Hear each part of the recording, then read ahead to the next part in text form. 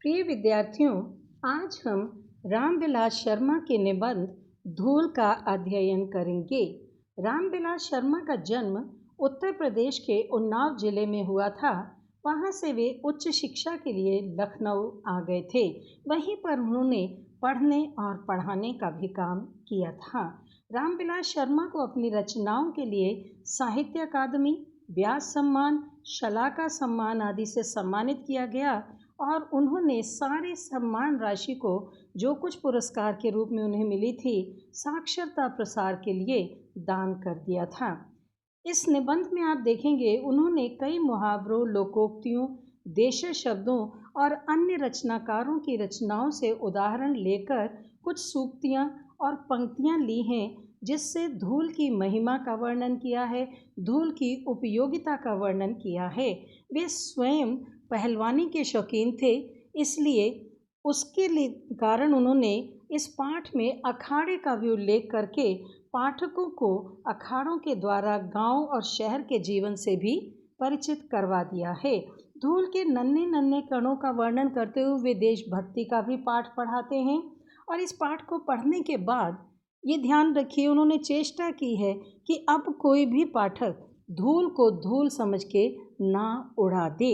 धूल और मिट्टी हम लोग लगभग दोनों शब्दों को एक मान जाते हैं, एक ही मान जाते हैं और होती भी एक हैं, लेकिन इस पाठ को पढ़कर देखिए धूल की महत्ता बताते हुए उन्होंने कैसे मिट्टी को अलग कर दिया है। मिट्टी का बड़ा दार्शनिक स्वरूप भी आपको मिलता है। हम क्या कहते रहते हैं कि हम भी मिट्टी, तुम भी मिट्टी, मिलेगा हर कोई मिट्टी में, फिर भी लगे हुए हैं हम सब चंद सिक्कों की गिनती में। मिट्टी है सब कुछ, नश्वर है, नष्ट होने वाला है, लेकिन फिर भी हम हमेशा लालच में, बुरे कर्मों में लगे हैं, क्योंकि हम उस मिट्टी के साथ जुड़ी हुई धूल को भूल जाते हैं। अब धूल का वर्णन देखिए। हिंदी कविता की सबसे सुंदर पंक्तियों में से एक ये है, जिसके कारण धूलि भरे हीरे कहलाए। जिस धूल के लगने के कारण छोटे छोटे बच्चे हीरे कहलाते हैं। उन्हें देखकर लगता मानो हीरे हैं जिन पर धूल जम गई है। हीरे के प्रेमी तो शायद उसे साफ सुथरा खरादा हुआ, खरादा कहते हैं काट छांट करके सुंदर आकृति में गढ़ा हुआ, आंखों में चकाचौंध पैदा करता हुआ देखना पसंद करेंगे। परंतु हीरे से भी कीमती जिस नयन तारे का जिक्र इस पंक्ति में किया गया है, नयन तारा संतान, बच्चे, जो आंखों का तारा है, बहुत प्रिय है, वो धूल भरा ही अच्छा लगता है। जिसका बचपन गांव के गलियारे की धूल में बीता हो, वो धूल के बिना किसी शिशु की कल्पना कर ही नहीं सकता। हम लोग सोच ही नहीं सकते कि अगर बच्चा है तो उसके शरीर पर मिट्टी ना हो। मैं अक्सर लोगों को देखती हूँ, अक्सर माँ बाप कहते हैं नीचे उठाओ इसको, झाड़ो, कितना गंदा लग रहा है, धूल लगा के आ गया।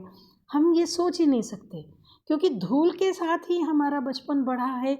आपको भी याद होगा बचपन में धूल में खेलना आपको कितना पसंद था। फूल के ऊपर जो रेणु, धूल के लिए दूसरा पर्यायवाची शब्द है रेणु, उसका श्रृंगार बनती है। मिट्टी जो उसके चेहरे का सौंदर्य बढ़ा रही है, वही धूल शिशु के मुंह पर उसकी सहज पार्थिवता कहलाती है। पृथ्वी से जुड़ी हुई वस्तुएं सहज, उसकी एक सहज सौंदर्य है बच्चे का, जिसको आप कितना भी पाउडर क्रीम लगाइए वो उसमें आकर्षण नहीं आता, जो उसमें स्वाभाविक रूप से धूल में लोटपोट हुए बच्चे में आता है। अभिजात वर्ग ने, अभिजात कहते हैं एरिस्टोक्रेटिक, धनी मानी उच्च वर्ग के लोग, वो प्रसाधन सामग्री में, प्रसाधन कहते हैं कॉस्मेटिक्स को, अपना सौंदर्य बढ़ाने के लिए सामग्री को इकट्ठा करते हैं, बहुत आविष्कार कर लिए हैं, लेकिन बालकृष्ण के मुंह पर छाई हुई वास्तविक गोधूली तो की तुलना में वो सभी सामग्री क्या धूल नहीं हो गई। मुहावरा है धूल हो जाना, नष्ट हो जाना। बच्चे के मुंह पर जो सुंदरता बढ़ गई मिट्टी से, क्या सारे क्रीम पाउडर जितने भी साधन थे वो उसके सामने फीके नहीं पड़ जाते हैं। हमारी सभ्यता इस धूल के संसर्ग से बचना चाहती है। अब ये हमारी का मतलब आधुनिक से है। आज आप देखिए बच्चा जब खेलने के लिए नीचे उतरता है, छोटा बच्चा जो गोदी से उतरता है, तो माँ पहले चादर बिछाती है, चटाई बिछाती है, सब लोगों से कहती ध्यान रखना नीचे नहीं उतरे, मिट्टी लग जाएगी, धूल लग जाएगी। आज हम धूल से बचने की चेष्टा करते हैं। आसपास वो आसमान में अपना घर बनाना चाहती है, लेकिन शिशु भोलानाथ से कहती है धूल में मत खेलो।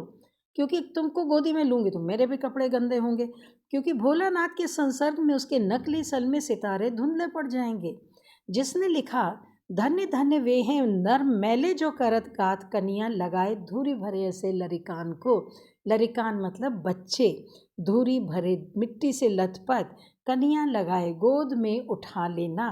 करत गात, गात मतलब शरीर, जो अपने शरीर को मैले कर लेते हैं, जो अपने शरीर को एक मिट्टी से भरे हुए बच्चे को गोदी में लेकर मैला कर लेते हैं, वास्तव में वही व्यक्ति धन्य हैं। लेकिन लेखक की दृष्टि में ये धूल की उपेक्षा कर रहे हैं, अपमान कर रहे हैं। कैसे? उसने भी मानो धूल भरे हीरों का महत्व कम करने में कुछ उठा न रखा हो। धन्य धन्य की से ही उसने बड़प्पन को विज्ञापित किया। धन्य कहा है उस व्यक्ति को जिसने मैले कुचैले बच्चे को उठाया, उस बच्चे को धन्य नहीं कहा। फिर मैले शब्द से अपनी हीन भावना व्यंजित कर दी।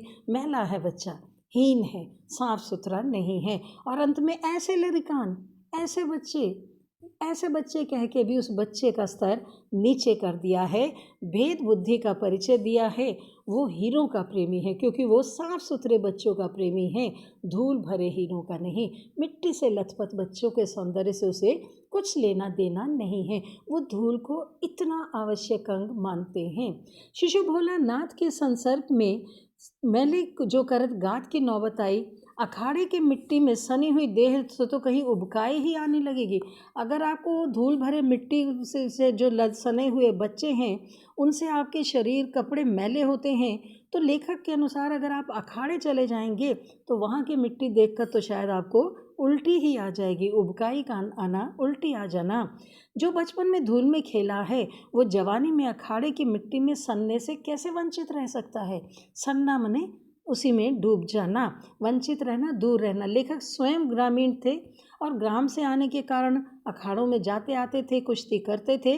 तो उन्हें लगा कि मैं ये कल्पना ही नहीं कर सकता कि जो गांव में पला बड़ा है वो कुश्ती ना करे और वो अखाड़े में ना जाए। रहता है तो उसका दुर्भाग्य है, और क्या, क्योंकि ये साधारण धूल नहीं है, वरन तेल और मट्ठे से सिझाई हुई, गीली की गई है। जो खिलाड़ी उसके ऊपर कुश्ती करने वाले पहलवान लोटपोट होते हैं, उनके शरीर का तेल उसमें चला जाता है, उसमें तेल वैसे भी डाला जाता है, मट्ठे से उसे थोड़ा नरम रखा जाता है। और फिर इस मिट्टी को जब पहलवान कुश्ती के लिए उतरता है तो उसे माथे से लगाता है, देवता को चढ़ाता है। वो इतनी सम्मानित है। संसार में ऐसा सुख दुर्लभ है। पसीने से तर बदन पर मिट्टी ऐसे फिसलती है जैसे आदमी कुआं खोद कर निकला हो। वो जब पहलवान मिट्टी पर कुश्ती कर रहा है तो उसके ऊपर से मिट्टी ऐसे झड़ती रहती है जैसे कि वो कोई गहरी खुदाई करके मिट्टी के साथ बाहर आया है। उसकी मांसपेशियां फूल उठती हैं, उसका स्वास्थ्य सुधर जाता है, आराम से वो हरा हो जाता है। हरा होना मुहावरा है, बहुत संतुष्ट हो जाना, संपन्न हो जाना। अखाड़े में निर्द्वंद, बिना किसी हिचक के, बिना किसी रोक टोक के, चारों खाने चित्त लेटकर अपने को विश्व विजयी लगाता है। वो सोचता मैंने सारा संसार जीत लिया है। मिट्टी उसके शरीर को बनाती है क्योंकि शरीर भी तो मिट्टी का ही बना हुआ है। आप सुनते हैं, क्षितिज जल पावक गगन समीरा। मिट्टी से, धरती, पानी से, हवा से, अग्नि से, वायु से ये शरीर बना है। पंच तत्व से बना शरीर। और सबसे ज़्यादा महत्वपूर्ण क्षिति है, धरती है, मिट्टी है। मिट्टी से शरीर बना है, हमारा मिट्टी से बना हुआ शरीर है। कबीर कहते हैं कि माटी कहे कुम्हार से, तू क्या रोंधे मोए, एक दिन ऐसा आएगा मैं रोंदूंगी तोए। मिट्टी को जब कुम्हार पैरों से दलता है तो वो हंस रही है कि आज तो बड़ा खुश हो रहा है कि मुझे पैरों से कुचल रहा है, एक दिन ऐसा आएगा जब तू मुझ में मिल जाएगा। तो हर व्यक्ति का यही सार्थ है, हर व्यक्ति का यही परिणाम है, फिर भी हम मिट्टी से बचते हैं। शरीर और मिट्टी को लेकर संसार की असारता, संसार असार है, नश्वर है, बहुत कुछ कहा जा सकता है। परंतु ये भी ध्यान देने की बात है कि जितने सार तत्व, यद्यपि संसार असार है, लेकिन इसको बनाने के लिए जितने भी सार तत्व हैं, महत्वपूर्ण चीज़ें हैं, वो तो सब मिट्टी से ही मिलते हैं। जिन फूलों को हम अपनी प्रिय वस्तुओं का उपमान कहते हैं, तुलना करना। अब एक उदाहरण वो दे रहे हैं कि जिन फूलों से हम कहते हैं फूलों के समान कोमल चेहरा है, कमल जैसी आँखें हैं, फूलों के समान रंगत है। तो ये जो सारे उपमान ले रहे हैं ये सब मिट्टी की ही उपज हैं। हमें जो रूप, रस, गंध, स्पर्श मिलते हैं इन्हें कौन संभव करता है? माना कि मिट्टी और धूल में अंतर है, लेकिन उतना ही जितना शब्द और रस में। शब्द और रस में संबंध समझ लीजिए। आपने कहा ये बहुत कड़वा है, कड़वा शब्द आपने कहा है, लेकिन मुंह में कड़वाहट आ गई। आपने उस रस का अनुभव कर लिया। आपने कोई बहुत अच्छी चीज़ देखी और कहा वाह कितना अच्छा लग रहा है। ये जितने शब्द आपने कहे उस आनंद के रस को आपके अंदर उत्पन्न कर रहे हैं। तो शब्द से उसके रस को आप अलग नहीं कर सकते। उसी प्रकार देह और प्राण, देह तभी तक देह है जब तक उसमें प्राण है। प्राण नहीं रहेगा तो वो निर्जीव हो जाती है। चांद और चांदनी में अगर कहीं चांदनी है तो हम मान जाते हैं चांद है, और अगर कहीं चांद है तो चांदनी होगी ही। इन दोनों को अलग नहीं कर सकते। उसी प्रकार मिट्टी और धूल को हम अलग अलग नहीं कर सकते हैं, क्योंकि मिट्टी की आभा का नाम धूल है। मिट्टी में जो चमक है उसे धूल कहते हैं, और मिट्टी के रंग रूप की पहचान उसकी धूल से होती है। ग्राम भाषाएं अपने सूक्ष्म बोध से धूल की जगह गर्द का प्रयोग कभी नहीं करती।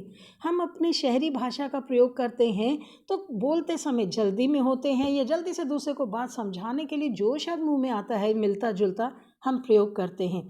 ग्रामीण ऐसे नहीं करेंगे। उनके पास हर भाव के लिए एक एक शब्द है और वो उसी सटीक शब्द का प्रयोग करेंगे।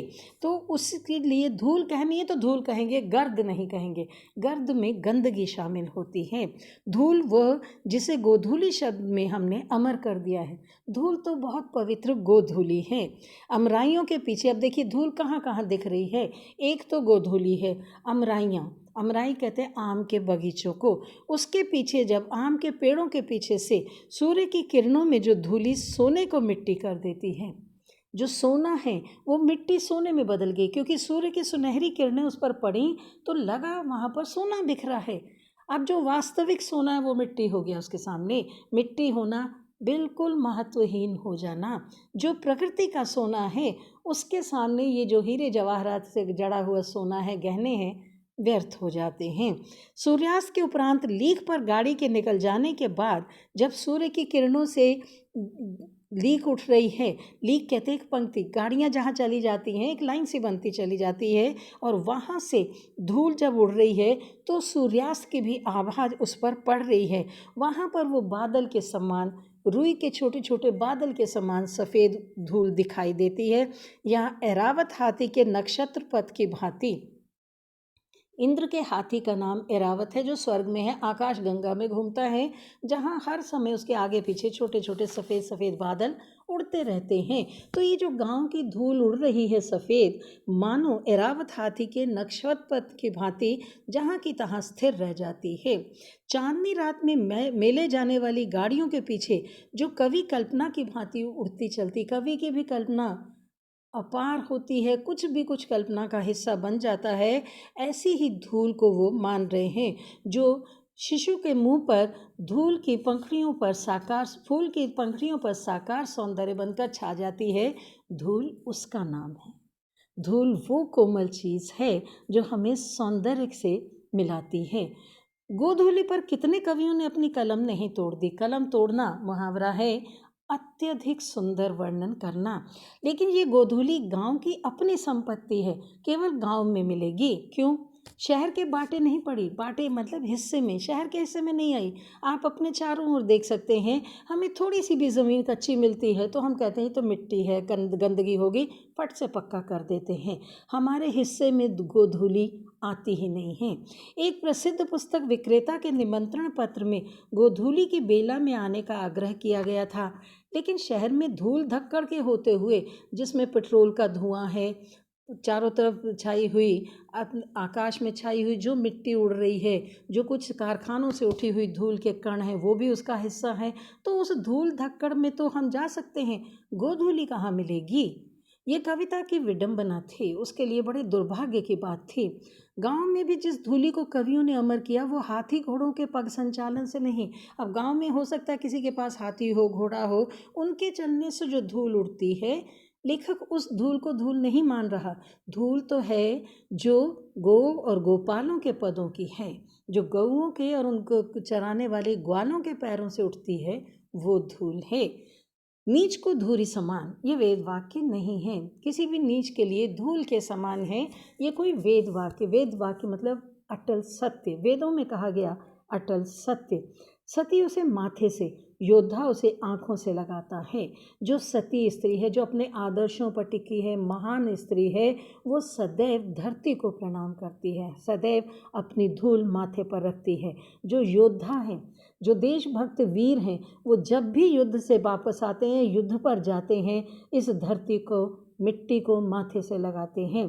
यूलिसिस ने प्रवास से लौटने पर इथाका की धूली चूमी थी। ये इसमें ग्रीस का, यूनान का की घटना का वर्णन है। यूलिसिस जब अपने विदेशों से लौट कर आते हैं तो आते ही उसने अपनी मातृभूमि इथाका की धूलि को चूमा था। यूक्रेन के मुक्त होने पर, ये एक देश है यूक्रेन, जहाँ पर स्वतंत्रता के बाद लाल सैनिक ने, लाल सिपाही कहलाते थे, वहाँ के कम्युनिस्ट थे, उन्होंने भी श्रद्धा से वहाँ की धूल का स्पर्श किया था।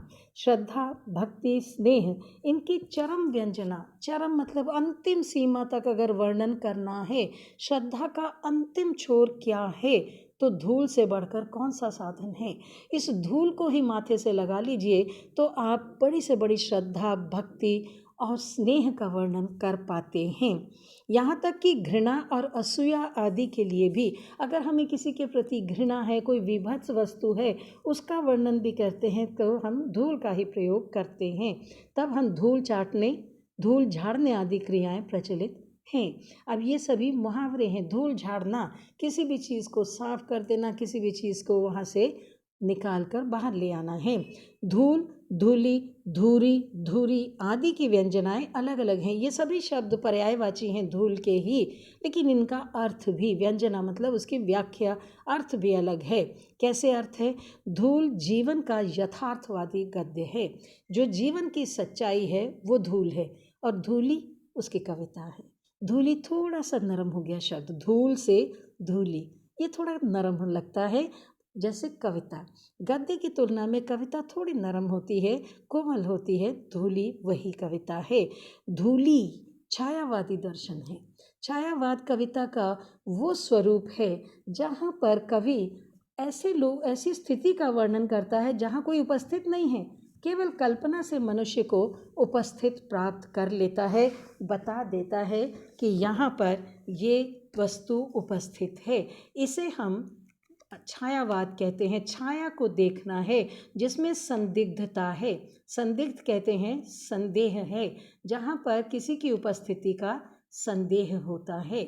जहाँ पर आप देखते हैं, जब हम कविता का वर्णन सुनते हैं, प्रकृति यहाँ एकांत बैठ निज रूप संवारती, कश्मीर का वर्णन करते हुए कहता है कवि, प्रकृति ऐसा लगता है जहाँ यहाँ पर बैठ जाती है और अपना रूप संवारती रहती है, पल पल पर पलटती वेश, एक एक पल में अपना वेश बदलती है और नित्य नए रूप धारण करती है। तो प्रकृति एक स्त्री है जो वास्तव में दिखाई नहीं दे रही, लेकिन एक स्त्री के समान, क्योंकि हर पल वहाँ पर सौंदर्य बदलता है।